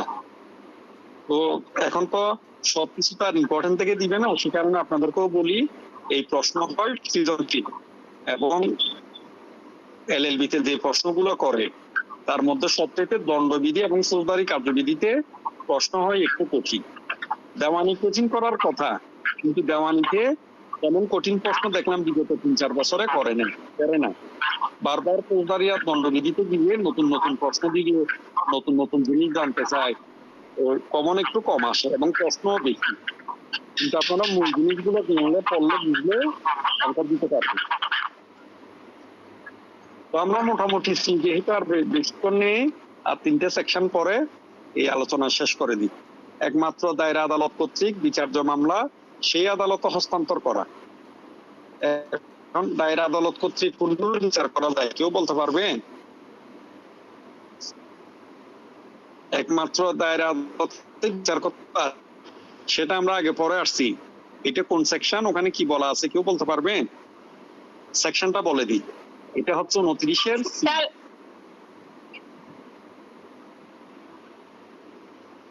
আচ্ছা, যা হোক 29-এর না, তুমি যদি কিছু বলতেছেন বলেন, আগে আপনার মতামত শুনি।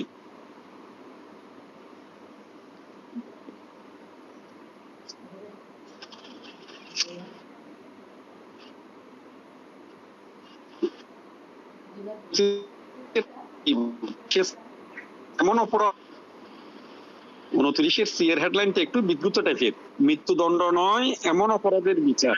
যে সকল অপরাধ মৃত্যুদণ্ডে দণ্ডীয় নয়। হ্যাঁ, ওই তো যে সকল অপরাধ মৃত্যুদণ্ডে দণ্ডনীয় নয়। তাইলে আপনার সেগুলো কোন ধরনের অপরাধ? সেগুলো হচ্ছে আপনার তার শাস্তি হচ্ছে যাবজ্জীবন কারাদণ্ড, তার শাস্তি হচ্ছে 14 বছর, তার শাস্তি হচ্ছে শুধু কারাদণ্ড 10 বছর, 7 বছর, 3 বছর, 1 মাস, 1 ঘন্টা, যা হোক। এরপর অর্থদণ্ড, এরপর সম্পত্তি বাজেয়াপ্তি।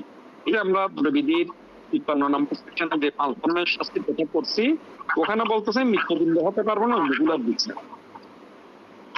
তো ওখানে অন্যগুলোর বিচার বলে সংক্ষেপে বলে দিচ্ছে, ওখানে অন্য অপরাধগুলোর বিচারের কথা বলতেছে এগুলা ম্যাজিস্ট্রেটরা বিচার করতে পারবে, চিফ জুডিশিয়ালে পারবে, চিফ মেট্রোপলিটনে পারবে, ক্ষেত্র বিশেষে আপনার ফার্স্ট ক্লাসে পারবে, ক্ষেত্র বিশেষে আপনার কে পারবে, আপনার মেট্রোপলিটন ম্যাজিস্ট্রেটে পারবে। কিন্তু অতিরিক্ত চিফ জুডিশিয়াল ম্যাজিস্ট্রেট পারবে, অতিরিক্ত চিফ জুডিশিয়ালে পারবে, কিন্তু শুধু মৃত্যুদণ্ডের বিচার তারা করতে পারবে না। তাহলে মৃত্যুদণ্ডের বিচার কে করতে পারে? এই মৃত্যুদণ্ডের বিচার করতে পারে দায়রা আদালতে। Very good. হ্যাঁ, দায়রা জজ, সেশন জজ, ঠিক আছে, তারা এই বিচার করতে পারে। একমাত্র দায়রা আদালত কর্তৃক বিচার্য মামলা সে আদালতে হস্তান্তর করা। তাইলে এগুলো যখন আপনার ম্যাজিস্ট্রেটের কাছে চলে আসবে, এগুলো সাক্ষী টাক্ষী নিয়ে গেল, সবকিছু হলো, যখন ট্রায়াল শুরু হবে, বিচার শুরু হবে, তখন কি করবে? সেটা দায়রা আদালতে পাঠাই দিবি। এখানে বলতেছি কি দেখেন, পুলিশ রিপোর্টের ভিত্তিতে কিংবা অন্য কোন রূপে মামলা রুজু হওয়ার পর আসামি হাজির হলে বা তাকে ম্যাজিস্ট্রেট নিকট হাজির করা হলে ম্যাজিস্ট্রেটের নিকট প্রতীয়মান হয় অপরাধটি একমাত্র দায়রা আদালতে বিচার করবেন, তাহলে তিনি মামলাটি দায়রা আদালতে প্রেরণ করবেন। জামিন সম্পর্কে উক্ত কার্যবিধির বিধানসমূহের সত্য সাপেক্ষে বিচারকালে এবং তা শেষ না হওয়া পর্যন্ত আসামিকে হাজতে রাখার জন্য প্রেরণ করবেন। মামলার নথিপত্র এবং যে সমস্ত দলিল ও জিনিসপত্র যদি থাকে সাক্ষ্যের জন্য উপস্থিত করা দরকার, ওই সমস্ত দলিল ও জিনিস দায়রা আদালতে প্রেরণ করবেন। সরকারি উকিলকে দায়রা আদালতে এই মামলা হস্তান্তর সম্পর্কে নোটিশ দিবেন। টিপি যিনি থাকবেন, পাবলিক প্রসিকিউটর, ওনাকে আদালতে হস্তান্তর করার সময় এই 205 সি অনুযায়ী নোটিশ দিয়ে ওনাকে জানাই দিবেন যে মামলাটা দায়রা আদালতে প্রেরণ করা হলো।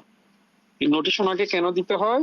যেন উনি দায়রা আদালতে এই মামলা পরিচালনা করতে পারে। এটা হচ্ছে 205 গ।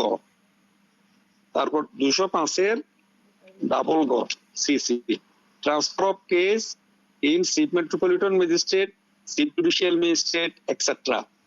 তাইলে আমরা যে ম্যাজিস্ট্রেটদের কাছে অপরাধগুলো যাবে, যাওয়ার পরে তারা যখন দেখতেছে যে এটা সে বিচার করার মতো তার এখতিয়ার নেই, এটি বিচার করার এখতিয়ার আছে দায়রা আদালতে, সেগুলো দায়রা আদালতে পাঠিয়ে দিবে। 205 ডাবল সি অনুযায়ী এগুলো বিচার করার কথা চিফ জুডিশিয়ালে, চিফ মেট্রোপলিটনে। তাহলে তারা কি করবে? চিফ জুডিশিয়ালের কাছে পাঠিয়ে দিবে, চিফ মেট্রোপলিটনের কাছে পাঠিয়ে দিবে। এখন চিফ জুডিশিয়াল কতটুকু বিচার করতে পারে কেউ বলতে পারবেন? আগামী সপ্তাহ আপনাদের আর বেশি পড়া দিব না, আলহামদুলিল্লাহ আজকে একজনে এই যে আদালতের শ্রেণী বিভাগ অন্যান্য গুলো পারছেন। এই যে 205 গ, 205 ডাবল গ, এগুলো বোঝার জন্য 29 সিটা আপনাদের জানতে হবে। আপনারা 29 সিটা সামনের ক্লাসে ভালোভাবে তটস্থ করে দিবেন। এই এক সপ্তাহ শুধু আপনাদের 29 সি পড়া, প্রতিদিন পড়বেন। মুখস্থ হয়ে গেছে, রিভাইজ করবেন, রিভিশন করবেন, কোনো সমস্যা নেই। এই 29 সিতে বিশেষ করে 3টা জিনিস ওখানে বলা আছে। 29 সিতে কি বলছে? 3টা জিনিস। প্রথম জিনিস হচ্ছে আপনার first class magistrate, metropolitan magistrate কোন কোন অপরাধের বিচার করতে পারে, সেটা বলছে আপনার এই সেকশনের শেষে। বলতেছে আপনার চিফ জুডিশিয়াল, চিফ মেট্রোপলিটন অতিরিক্ত চিফ জুডিশিয়াল ওনারা কোন কোন অপরাধের বিচার করতে পারে। আর স্পষ্টভাবে না বললো এটার থেকে আমরা বুঝি দায়রা আদালতে কোনটার বিচার হবে। বুঝে পাইছেন? ওদের ক্ষমতা যখন বলা দিয়েছে বিচার তাহলে অপরাধ যেটা বাক্যে থাকবে বাকি থাকবে সেটার বিচার করবে কে? দায়রা আদালতে।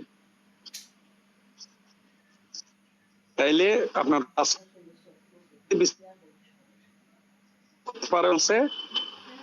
বলছে যে সমস্ত অপরাধের কারাদণ্ড 10 বছর পর্যন্ত হবে সেটা হবে 10 বছর উপরের গুলো করতে পারবে না। 10 বছর এগুলোর বিচার করবে আপনার first class magistrate, metropolitan magistrate.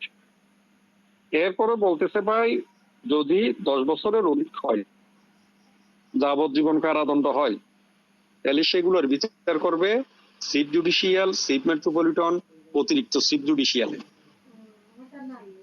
তাহলে তার উপর আমরা শাস্তি হিসাবে যদি বিবেচনা করি আর কোনটা থাকে অপরাধ, শুধুমাত্র মৃত্যুদণ্ড। সেই মৃত্যুদণ্ডের বিচার কে করবে? তাইলে এরা যদি করতে না পারে তাদের সিনিয়র যারা আছেন, সিনিয়র যে আদালত সে আদালত করবে। এটার বিচার করে দায়রা আদালতে। তাইলে আমরা 29-এর সিতে নিজেদের ভাষায় বললাম। এটা 29-এ সি পড়লে আমরা বুঝতে পারি কি দায়রা আদালত করবে মৃত্যুদণ্ডের বিচার, চিফ জুডিশিয়াল করবে আপনার যাবজ্জীবন কারাদণ্ড, এরপরে দোষতার বিচার যেটা 14 বছর আছে সে 14 বছর, এরপরে 10 বছর থেকে যেগুলো শুরু এগুলোর বিচার কে করবে? এগুলোর বিচার মেট্রোপলিটন ম্যাজিস্ট্রেট। তাহলে এই সেকশন পরে আমরা এই তিনটা বুঝে পাইছি। ওখানে কিন্তু আমি যে ভাষায় বলছি ওই ভাষায় নেই। ওখানে বলতেছে এগুলো ছাড়া অন্যগুলোর বিচার করবে। প্রথমে বলতেছে এগুলোর বিচার করবে না, অন্যগুলোর বিচার করবে। অন্যগুলো কি ওখানে ওইটা বলা নেই। এটি খেয়াল করছেন আপনারা? ওই সেকশন পড়ানোর সময় বলছিলাম এরা কোনটা পারে সেই কথা বলা নেই, কোনটা পারে না সেটা বলছে। তাহলে আমাদের প্রথমে মাথায় রাখতে হবে তারা কোনটা পারে। সেটা যখন আমরা বুঝবো তখন অটোমেটিকলি বোঝা যাবে যে তারা এর উপর একটা পারবে না। যেমন আপনার দায়রা পারে মৃত্যুদণ্ড, তাইলে এটা চিফ জুডিশিয়াল, চিফ মেট্রোপলিটন ওনারা পারবেন না। ওনারা পারে কোনটা? ওনারা পারে যাবজ্জীবন কারাদণ্ড, এই মৃত্যুদণ্ড ছাড়া যাবজ্জীবন কারাদণ্ড, তারপরে আপনার 14 বছরের কারাদণ্ড। এরপরে বলতেছে এই first class magistrate, metropolitan magistrate এরা 10 বছরের উপরের কোন কারাদণ্ডের বিচার করতে পারে না। তাইলে 10 বছরের উপরের মানে 10 বছরের উপরে হলো 14 বছর, এরপরে হলো যাবজ্জীবন কারাদণ্ড, এরপরে হলো মৃত্যুদণ্ড। এগুলোর বিচার তারা করতে পারবে না। তাইলে তারা করতে পারবে কি 10 বছর থেকে যেগুলোতে 7 বছর দেওয়া হয়, যেগুলোতে 5 বছর দেওয়া হয়, যেগুলোতে আপনার 3 বছর দেওয়া হয়, 2 বছর 1 মাস 1 দিন 24 ঘন্টা মদ খায় মাতলামি করলে এগুলো অর্থদণ্ড, সম্পত্তি বাজেয়াপ্তি, এই সমস্ত অপরাধের বিচার তারা করতে পারবে। এই জিনিসটা একেবারে ফান্ডামেন্টাল। এটা যদি আপনারা না বুঝেন তাহলে এই যে 205-এর সি, 205-এর সি এটা কখন কোন সময় কার কাছে ট্রান্সফার করতে হবে এটা বোঝা যাবে না। সাধারণত দেখা যায় অপরাধ নিয়ে অভিযোগ নিয়ে আমরা যাই ফার্স্ট ক্লাস ম্যাজিস্ট্রেট, মেট্রোপলিটন ম্যাজিস্ট্রেটদের কাছে। তাহলে অভিযোগটা পাওয়ার পরে এটা যখন আপনার গ্রহণ করা হলো, আমলে নেওয়া হলো, এটা বিচার করতে হবে না, এবার বিচারিক আদালতে প্রেরণ করতে হবে না, তখন তাদের বুঝতে হবে এটা কোন ধারার মামলা, এইটার সর্বোচ্চ শাস্তি কি। তাহলে ওই শাস্তির বিচার কে করতে পারবে সেই অনুযায়ী তাদের কাছে এই মামলাটা পাঠাতে হয়। কথা বুঝছেন নাকি আপনারা বুঝেন নাই? জি স্যার, বুঝতে পারছি। জি স্যার, ইনশাআল্লাহ বুঝতে পেরেছি। পরীক্ষা হয়ে যাবে আগামী সপ্তাহে।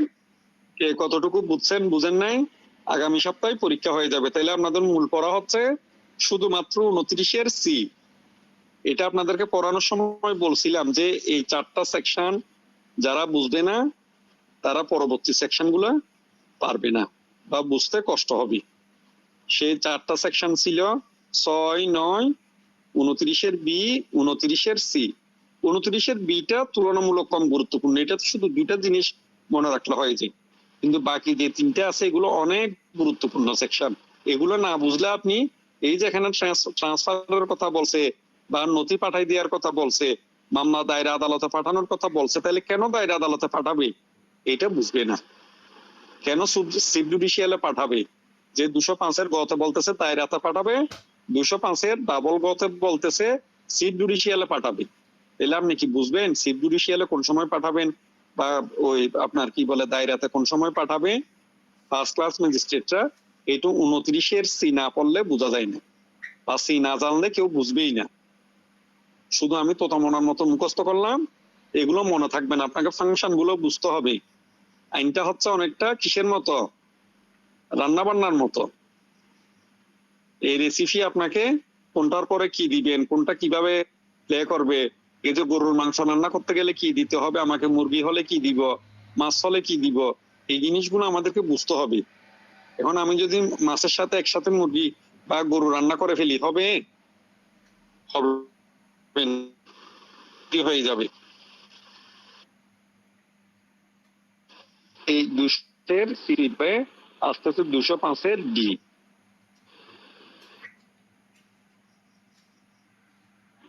এটা পুলিশি তদন্ত চলতেছে, এরা খুব কাবিল মানুষ, ম্যাজিস্ট্রেটের কাছেও চলে গেছে, তাহলে ম্যাজিস্ট্রেটের অনুসন্ধানও চলতেছে। তখন কি করবে ম্যাজিস্ট্রেটে? এরকম হতে পারে না। পুলিশও এটা তদন্ত কার্যক্রম চলতেছে, ফরিয়াদি পক্ষ এজাহার যিনি দিচ্ছেন ওই পক্ষের লোকজন আবার ম্যাজিস্ট্রেটের কাছেও চলে গেছে। ম্যাজিস্ট্রেট অনুসন্ধান চালাতে গিয়ে দেখতেছে এটা পুলিশের তদন্ত চলমান। তখন ফাংশন হচ্ছে সাধারণত ম্যাজিস্ট্রেট ওনার অনুসন্ধান স্থগিত রেখে পুলিশের তদন্তের রিপোর্ট পাওয়ার জন্য, পুলিশকে তদন্ত করা দেওয়ার জন্য সুযোগ করে দিবেন। এরপরও পুলিশের তদন্ত রিপোর্ট পাওয়ার পরে ওনার বিবেচনামূলক ভাবে উনি সামনের দিকে আগাবেন। তার মানে আপনার ফৌজদারিতে তো মামলার জন্ম হয়, একটা হচ্ছে ম্যাজিস্ট্রেটের মাধ্যমে, একটা 154 আর একটা হচ্ছে 200 দ্বারা। এখন দোনোটা যখন একসাথে কাজ করে তখন আপনার 205-এর ওই ডি নাম্বার সেকশনটা ম্যাজিস্ট্রেট অ্যাপ্লাই করে। তখন ওনার কাজ বন্ধ রেখে, ম্যাজিস্ট্রেটের কাজ বন্ধ রেখে পুলিশকে তদন্ত করার সুযোগ দিই। এরপরও পুলিশের তদন্ত রিপোর্ট পাওয়ার পরে ম্যাজিস্ট্রেট যে কোনো কিছু সিদ্ধান্ত দিতে পারবেন ওনার বিবেচনা মতো, আইন মতো। ঠিক আছে, তাইলে আপনাদেরকে প্রথমে যে কথাটা বলছিলাম সবাই একটু এটি খেয়াল রাখিয়েন, যারা নোট করছেন, আলোচনা শুনছেন, আপনার তৎক্ষণাৎ নোট করে নোট গ্রুপে শেয়ার করে দিবেন এরকমও না। এটা কালকে পরশু আপনারা নোটটা আর একটু বইয়ের সাথে মিলিয়ে কমপ্লিট করে নিবেন। আর যারা নোটটা ফলো করবেন তাদের মাথায় রাখতে হবে নোটে 19-20 কিছু না কিছু ভুলও থাকতে পারে, আমরা মানুষ, আমাদের ভুল হবেই। ওনাদের দায়িত্ব হলো শুধুমাত্র চোখ কান বন্ধ রেখে আমি আরেকজনের নোট পাইছি এটা মুখস্থ করে চলে গেলাম, তা না। আপনি যখন নোট আরেকজনেরটা পাইছেন একটু পড়ার পরে বইয়ের সাথে মিলাই দিবেন যে এই নোটে সবকিছু ঠিকঠাক আছে কিনা। আমি তো পড়তেছি, নোটে সবকিছু ঠিকঠাক আছে কিনা, তার মানে যিনি নোট করছেন উনিও বই ফলো করে একটু নোট করবেন, নোটটা মিলাই নিবেন, গ্রুপে দিবেন। গ্রুপ থেকে নিয়ে যিনি দেখে পড়তেছেন ওনারও দায়িত্ব হলে একটু বইয়ের সাথে মিল আছে কিনা একটু দেখে নেওয়া, দেখে তারপর আপনিও পড়েন। আর কারো কোনো প্রশ্ন আসছে? আমাদের আইন পড়াশোনার জন্য নির্দিষ্ট কোনো সময় নেই। শুক্র শনিবারে ভাইয়ার কি জানি বলে যে নানা ধরনের দাওয়াত এবং অ্যাডভোকেট হওয়ার পরে এই যে টাকা পয়সার লোভে সবার সাথে পরিচিত হওয়ার জন্য সামাজিক আচার অনুষ্ঠান এগুলাতে যেতে হয়। আজকে বিয়ে, গতকালকে গায়ে হলুদ ছিল, গতকালকে কাজকর্ম ছিল, পড়াশোনা ছিল, গায়ে হলুদে যায়নি। এখন আজকে তো বিয়েতে না গেলেও নয়। চেষ্টা করছি আপনাদের ক্লাস নেওয়ার আগে খেয়ে দিয়ে বাসায় পৌঁছানোর জন্য। তো 10 থেকে 15 মিনিট গাড়িতে থাকতেই আপনাদের ক্লাসে অ্যাটেন্ড করছি। এই কথা বলার উদ্দেশ্য হচ্ছে আমরা সবাই যে যে যার যার কাজ নিয়ে ব্যস্ত। এলএলবি পড়াশোনা করার জন্য, এই যে বার কাউন্সিলের পড়াশোনা করার জন্য আমাদের অবারিত সময় সুযোগ এগুলো আমরা কম পাই। কিন্তু তার মধ্যেও আমাকে কি করতে হবে, আমার পড়াশোনা আমার কাজকর্ম আমাকে চালাই নিয়ে যেতে হবে। এই যে আমি সংসার করতেছি, ঘরে আর কেউ নেই, আমাকে রান্না বান্না করে অন্তত পক্ষে নিজেতে দুইটা খেতে হবে, সন্তানদেরকে মুখে খাবারটা দিতে হবে। তাহলে আমার কি করতে হবে? রান্না বান্নাও করতেছি, আমি কি জানি বলে যে গান না গিয়ে হিন্দি সিরিয়াল না দেখে একটু লটা আমি চর্চা করব। এই যে দুই একটা সেকশন পরে এবার রান্না বান্না করতে গেলাম, রান্না বান্না করতে করতে আমি কি করব, ওই সেকশন গুলো আমি পারতেছি কিনা একটু রিভিশন করব। এইভাবে আমাদের পড়াশোনা আগে নিয়ে যেতে হবে। আমরা সবাই ব্যস্ত, সবাই চাকরি করি, সবারই কোনো না কোনো কাজ আছে। এই যে স্বামী সন্তানকে দেখাশোনা করা, মহিলা হয়েছে উপার্জন করে খাওয়া, বা পুরুষ হয়েছে নিজ উপার্জন করে আরো স্ত্রী, এই যে মা বাবা তাদেরকে খাওয়ানো, সবকিছু আমাদের মেনটেন করার পাশাপাশি এইটাও চালাই নিয়ে যেতে হবে। অন্তত পক্ষে 24 ঘন্টার মধ্যে আমাকে 1 থেকে 2 ঘন্টা ল নিয়ে পড়াশোনা করতে হবে। ইনশাল্লাহ আপনারা যে উদ্দেশ্য নিয়ে ল পড়াশোনাতে আসছেন তখন সফল হবেন।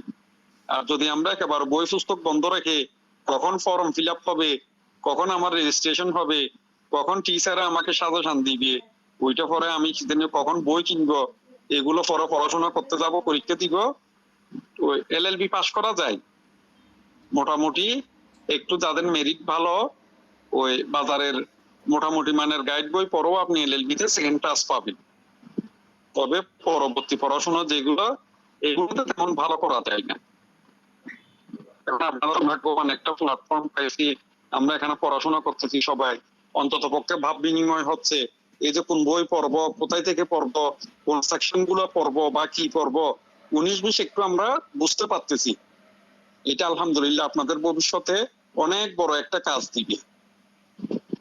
যখন দেখবেন আপনারা এলএলবি পাশের পরে অন্যান্য পড়াশোনায় যাবেন ল নিয়ে, তখন ইনশাল্লাহ আপনারা আপনাদের আশপাশের আর 2 জন স্টুডেন্ট থেকে আশা রাখি এইগুলো নিয়ে ভালো বলতে পারবে।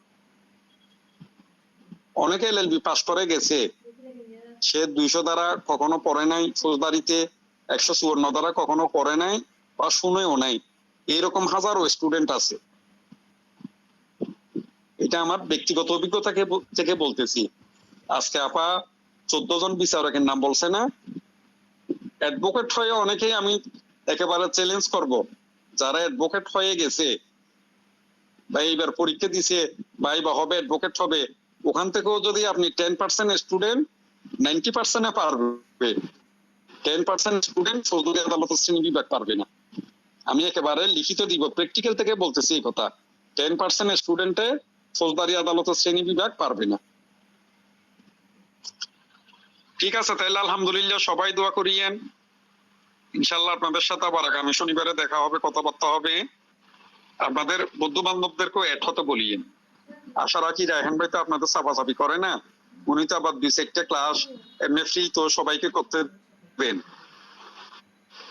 তাইলে আপনারা যাদের সাথে পড়াশোনা করতেছেন, এই যে আপনাদের আশপাশ প্রথম পর্বে পরীক্ষা দিতে মোটামুটি একজন স্টুডেন্টের 4 থেকে 5 জন স্টুডেন্ট পরিচিত থাকার কথা। আপনারা কোথায় পড়েন, কি পড়েন বা কিভাবে পড়েন, এটা 2-1 জনের সাথে শেয়ার করলে তাদের উপকার হলো, অন্যদিক দিয়ে আমাদেরও ছোটখাটো করে উপকার হয়। ঠিক আছে, তাইলে আল্লাহ হাফেজ, সবাই দোয়া করিয়েন। আসসালামু আলাইকুম। ওয়ালাইকুম আসসালাম। আসসালামু আলাইকুম স্যার, গুড নাইট।